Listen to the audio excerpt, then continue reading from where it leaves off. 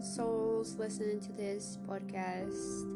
Welcome to another episode where we discuss everything about healing, developing, and expanding ourselves to our full potential. I'm the host of this podcast. My name is Elisa, and I just deal with everything in the world, really, everything that we are curious to know more. I'm a life coach and soul therapist, and I'm also certified in various energy healing modalities. And it's just my pleasure to talk about different topics in each episode. Everything for our healing, deepest healing, and expansion of humanity's consciousness. Hello, Hello. beautiful souls watching this podcast. Welcome to another episode on the podcast Heal, Develop, and Expand from the series From Lost Through Thriving, where we talk with survivors of abuse and generational trauma. And we basically see what's their story and how did they go from deep pain into expansion from the soul and consciousness. Today we got a special guest, Katoya. Hello. Hi. Hey. So tell us, what's your story? How did it all started? So I basically my first situation with abuse. I was 18, got married very young. And I would say it first started off with some like a slap. And then we went to more extreme measures, black eyes, broken ribs, broken capillaries in my neck. Then a lot of mental abuse, being talked to until he was delirious pretty much for hours throughout the night. Just speaking about how my family was and how I was. And finally I left with 5 children and one in my belly. And how it ended is that I let him have the children for the weekend and he left the state with them. We did live in a state where there is no parental kidnapping. Went through maybe about 2 or 3 years of trying to fight that situation. And when I thought that we had came up with a conclusion is when he actually went to court. I didn't know. And so he now has custody of my children. He was, of course, in a better financial situation than me. I was pretty much a housewife throughout that time with some odd jobs here and there, but pretty much a housewife.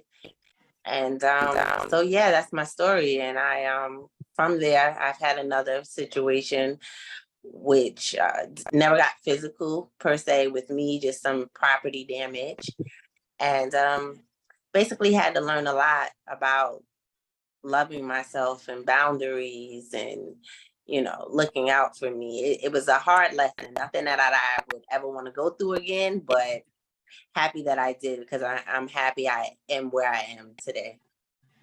Yeah, that's an amazing story. I'm so happy you just went out from them and just living your life right now. Yes, ma'am. I'm interested in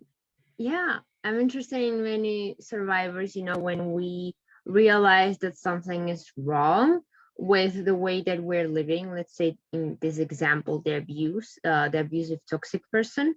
So what would you say was your breakthrough, for example? Like, what actually made you think like, hey, I'm not going to live like this forever, and now it's time to actually start changing things? So my eldest daughter was 10 at the time, and I was in the kitchen cooking, and she was doing her homework at the table, and she says to me, Mama, do you think that God gives us lessons to see how much we love people? And I was like, yeah, why? Do you think God is giving me a lesson? And she was like, yes. And I was like, for what? To see how much I love your dad? And she was like, no, to see how much you love yourself.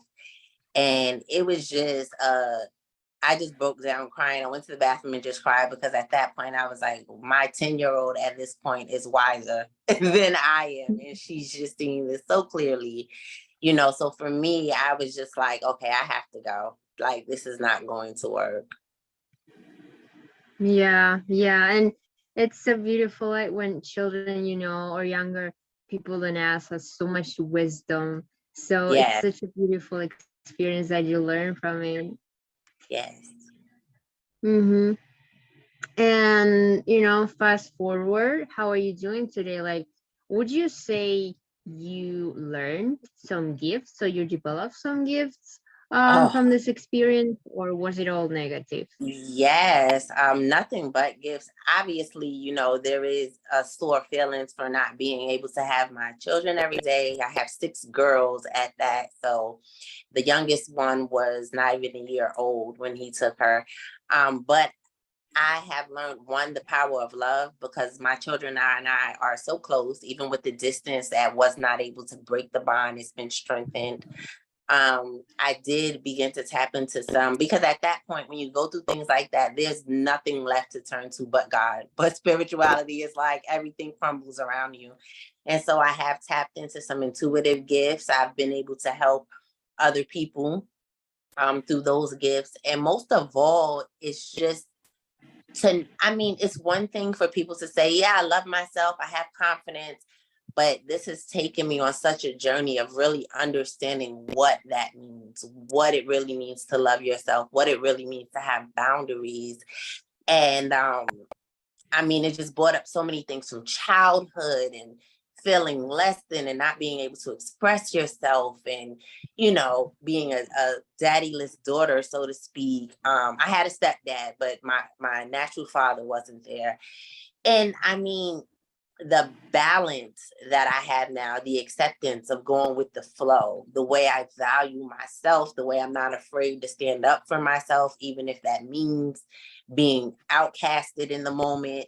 It's amazing. It's like a whole nother life, it's like a whole nother existence completely. So nothing but growth from it. And I think that's also a choice, to finally decide not to sit in it, not to ruminate, and not to keep pointing the finger outside of myself. What they did, what was done to me was wrong. It was unjust.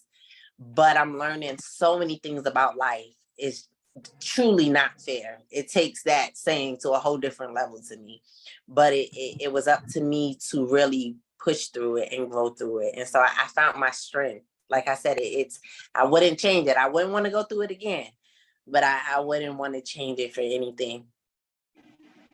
Yeah, yeah, it's so vulnerable, so strong, the resilience we get from these experiences and how much we learn. It's such an important lesson.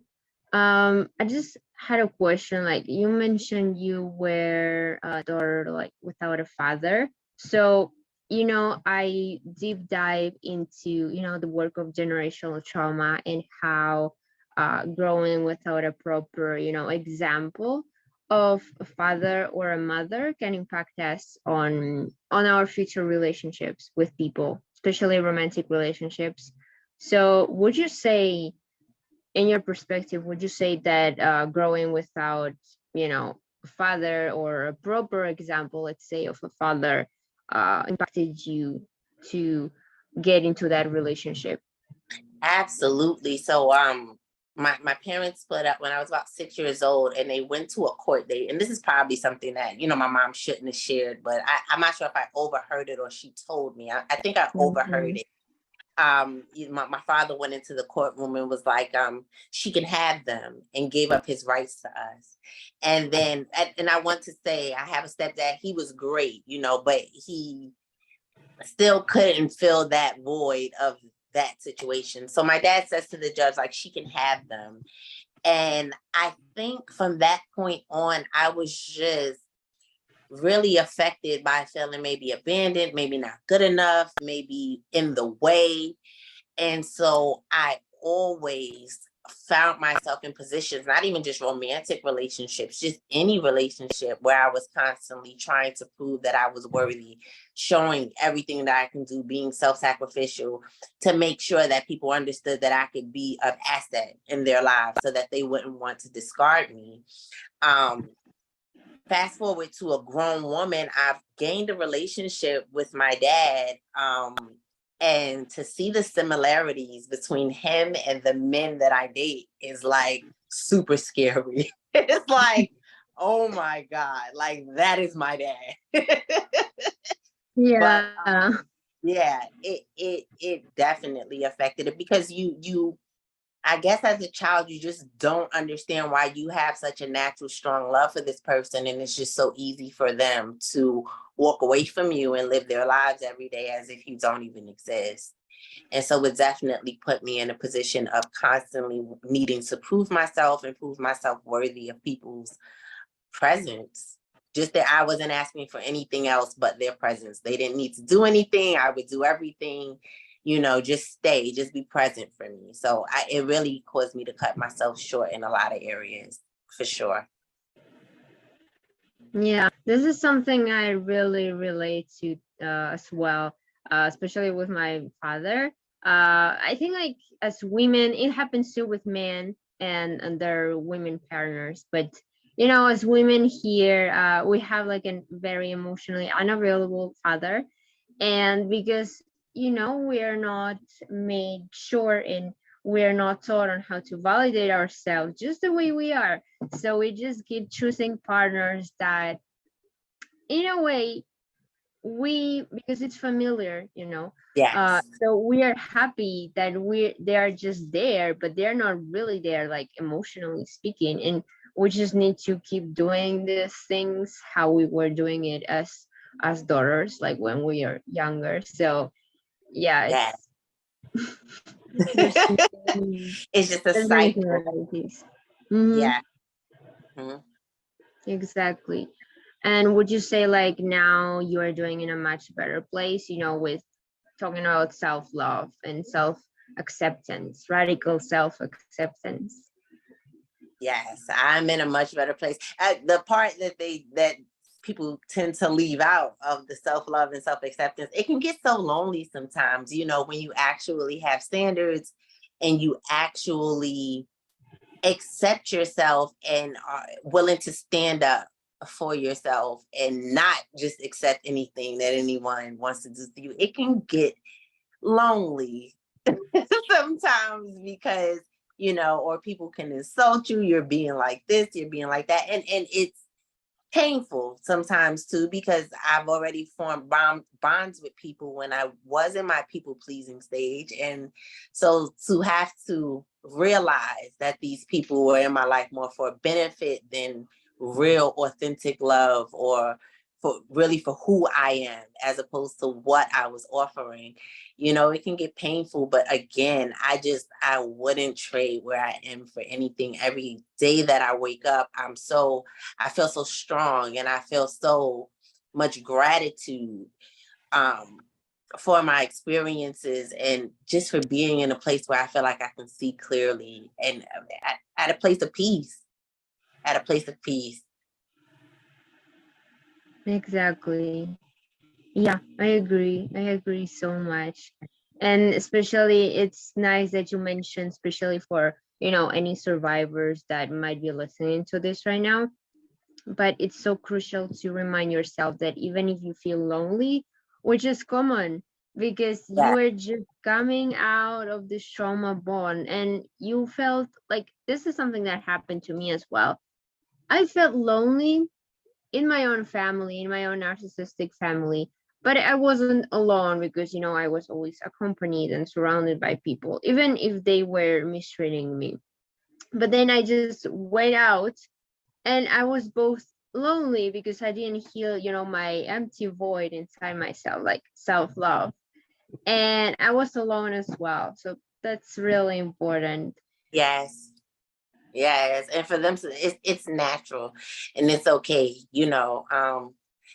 I would rather be alone and lonely than have a bunch of people around me and still feel lonely. And it's not all the time, it's not like depressed lonely. It's just like, oh, sometimes I wish I could just connect with someone who is authentic and, who is at a place where they're self-accepting. And I learned that a lot of people around me, I no longer feel victimized to a certain point because I don't villainize them. A lot of people are walking around not accepting themselves and not really loving themselves, which is why they're able to treat other people with such malice, because of the inner things that are going on with them. They don't treat themselves good. So it's like learning that too. Like you don't even treat yourself good. So I can't expect but so much from you, which is why I need to distance myself from you, because you do you wrong. So you're gonna do me wrong. Mm-hmm. Exactly. The support systems, like but this usually happens also when you're spiritual awakening, when you have the spiritual awakening, like you are first in your people pleasing phase, and then you just have this realization, this breakthrough. And also I think that the narcissist or any just abusive person has a lot to do with this. So you just wake up and you're like, okay, I'm going to distance myself from this and this and this. And these people, they're going to get triggered because they are used to getting things from you, to just using you, stepping on you, and just doing anything. And then you're just, okay, boundaries. So it's important to remember that people are going to get triggered. Very much so. Very much so. And call you all type, you're selfish and you're nasty and you have an attitude. And, I've even had some people tell me, oh, you need to heal whatever trauma. It's like, this is the healing. I'm sorry that it doesn't work for you, but this is the healing right here. Yeah. So yeah, and if people, they just get triggered, they are not your people. Like even if they're like super, forcing you and staying with you, this is something off, this is a red flag. And talking about red flags, now that you can easily just observe the past, would you say like there's some specific signs or red flags that you can tell survivors to watch out for when they are in the beginning of a relationship, for example? Absolutely. So I would say to definitely look at the way that they treat other people. Don't consider yourself the exception just because they're being kind to you in the moment. And I mean everyone from their mothers to a waiter to a homeless person. Be very mindful about what their character is. I would say the hot and cold energy, where we usually take that as, I know as someone that was living in a lot of trauma, we take hot and cold and we run after it. Now we want that person. So that type of emotional manipulation. Also, be mindful of their old situations and relationships. Not to say that people can't change, but if you have someone constantly talking about situations in their lives and they're never wrong, they're always the victim in the situation and harsh things happen, and it's just like, everybody did something to me, I didn't do anything wrong. Pay attention to that as well. Pay attention to how someone is when you tell them no. I make a habit of saying no pretty early on to see how someone is going to react to that, whether they're going to respect my boundaries or whether they're going to throw a mantrum or a tantrum. So I would say those things as well. And this last one, he went from complimenting me, I mean, about the simplest things, like, oh, I love the way you drive. Like, you drive so well. Till all of a sudden he was like, did you buy your license? So pay attention to that. People trying to alter your confidence or make you question yourself. And then lastly, I just said this to someone the other day.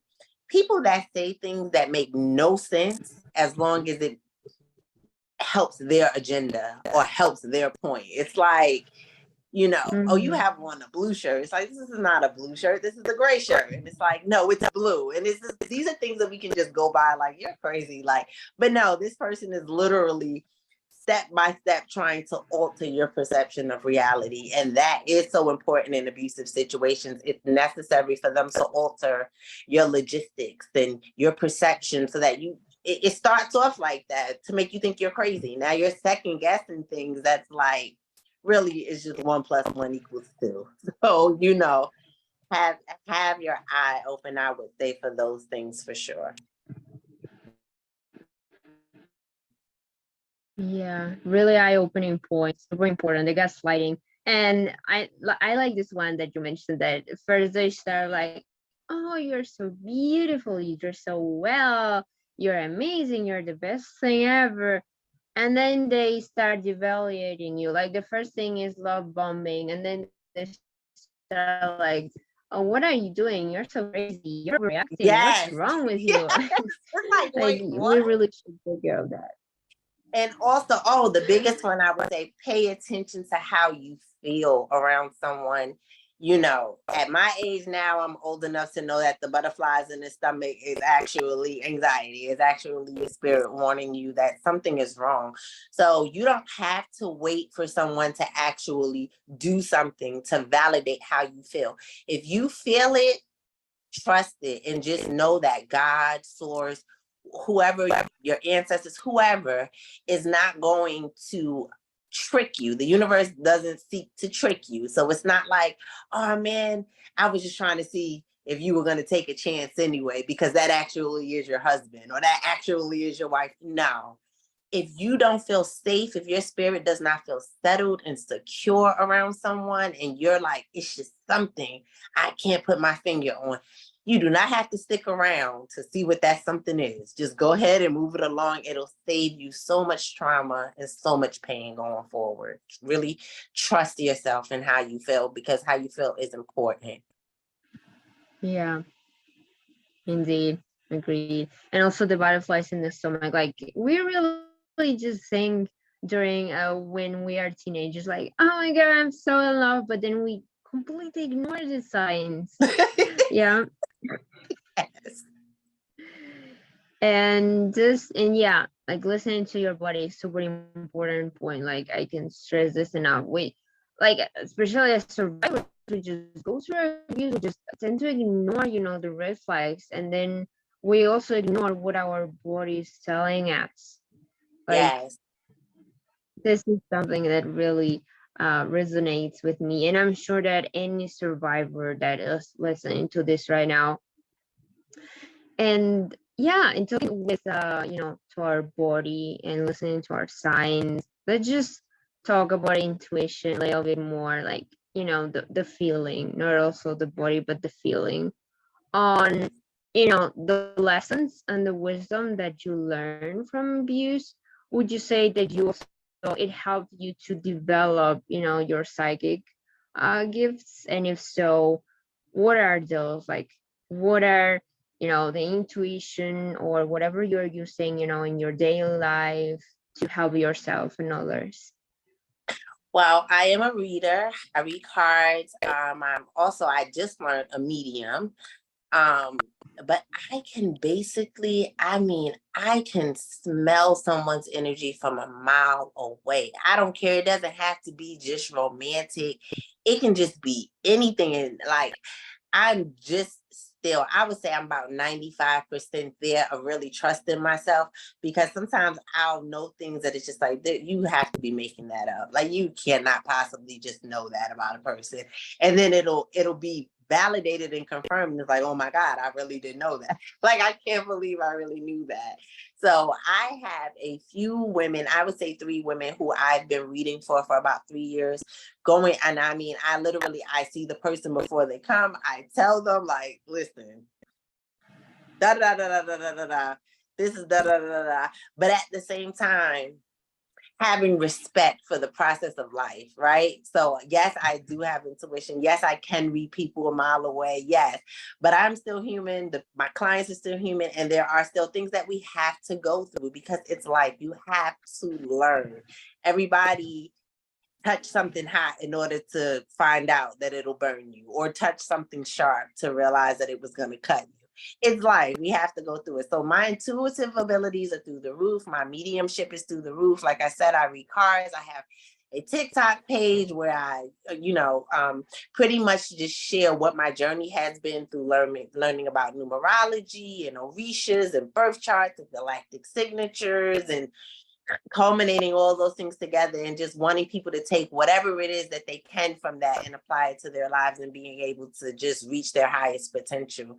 So yeah, intuitive levels are through the roof. And I'm sometimes really just shocked.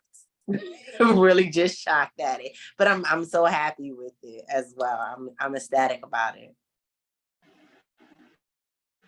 That's so beautiful that you're doing this. And aside from TikTok, do you have any other socials? No, TikTok, and I do have a YouTube page, but I'm not much active on it. I think I will start posting some pick a cards on there soon. That seems pretty fun. But TikTok is where I mainly do reaching out. And I do have a Facebook page, but again, I just take the information from TikTok and post it on the Facebook page. That's great. That's great. I think like any survivor that might be interested in your tarot reading offerings, or dreams, or just intuitive guidance, would really love to check your page. So we will include it down below in the video description. Yes, I would love to have you. Love, love, love to have you. And if you do get on the page, go into my inbox and let me know where you're coming from, and I will be happy to offer you a free session for any abuse survivors. Definitely. Exactly. Yeah. And Yes. just coming back from, the survivors, you're most welcome to check out her TikTok and just check out what she's doing and follow her, support her, show her much love. Okay. Yes. Mm-hmm. And just talking about survivors, like I think to end this episode in a good way for you to know that you are, supported and heard. So if you would, see your younger self, or if you see a younger self of anyone who's listening yourself this podcast right now, this episode, and they're going through abuse, what would you tell them, like in a sentence or maybe more? Oh my If you have God. I would just say to you, you are beautiful, you are worthy, and you are here for a reason. And the reason is not to be anyone's footstool. You cannot save anyone but yourself. And the faster you get out of a situation where you're not being valued is the moment that you will really begin to live. That is not living. That is not living. That is not life. And you were not put here to validate anyone else, especially someone who doesn't value you. So you are beautiful, you are loved, and please, any support that you need, definitely for that, reach out. Doesn't have to be tarot card reading. It could just be someone to talk to. Doesn't matter. I will definitely be here to give that support, because to me, you're important. If you went through anything like this, the strength that you have and the story that you have to tell is needed. So we need you, and we need you to be in a good spot. So come on up out of there. exactly, like we live in a society that we're just feeling so broken, and we need like more healers. We need more authentic people. And I think that even though it's painful, but it's also beautiful that from pain we're able to heal and we're able to help others. It's such a Yes. beautiful message. Okay, so that's it for today. Thank you so much for having us and Thank for you. listening to this beautiful episode. Thank you so much, Katoy. You're so happy. So are you. Thank you for Okay. coming up with this. Yeah.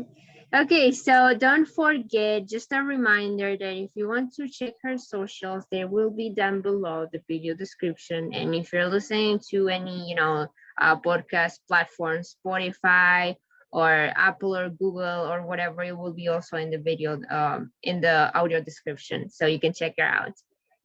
Okay, so have a beautiful day, everyone, and see you in the next episode. Bye.